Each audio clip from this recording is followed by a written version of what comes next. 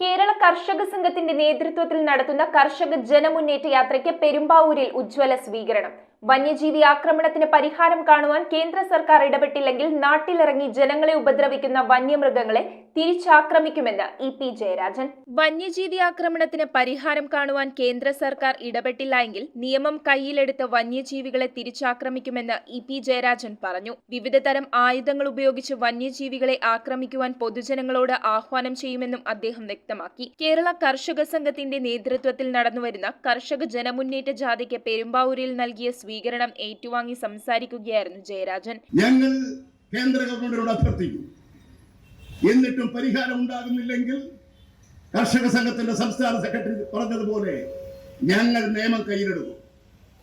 ജനങ്ങളോട് പറയും, വന്യമൃഗങ്ങൾ ആക്രമിക്കാൻ വരുമ്പോൾ തിരിച്ചാക്രമിച്ചു. കവണകള്, അമ്പും വില്ലും, നാടൻ തോക്കുകൾ ഉപയോഗിച്ചുകൊണ്ട് വന്യമൃഗങ്ങളെ ആക്രമിക്കേണ്ടി വരും.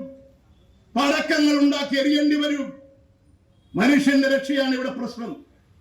വന്യമൃഗങ്ങളെ സംരക്ഷിച്ചുകൊണ്ട് മനുഷ്യനെ കൊന്നൊടുക്കാൻ അവസരം പാർത്തിരിക്കുന്ന സംഘികളുടെ ബി.ജെ.പിയുടെ ഈ ദുർഭരണത്തിനെതിരെ ജനങ്ങൾ പ്രതികരിക്കും. അതുകൊണ്ട് അതിലേക്കൊന്നും നിയമം ലംഘിക്കാൻ ഞങ്ങൾ ആഗ്രഹിക്കുന്നില്ല. നിയമവിരുദ്ധ പ്രവർത്തനം നടത്താൻ ഞങ്ങൾ ആഗ്രഹിക്കുന്നില്ല.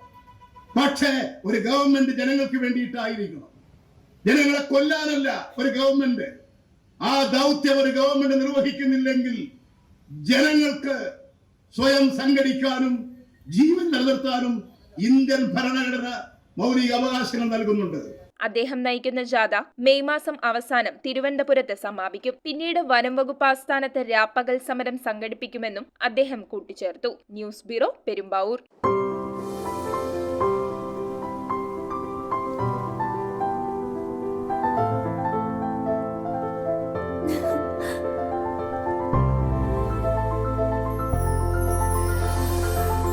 കളങ്കമില്ലാത്ത സൗഹൃദം പോലെ കലർപ്പില്ലാത്ത വിശ്വാസം.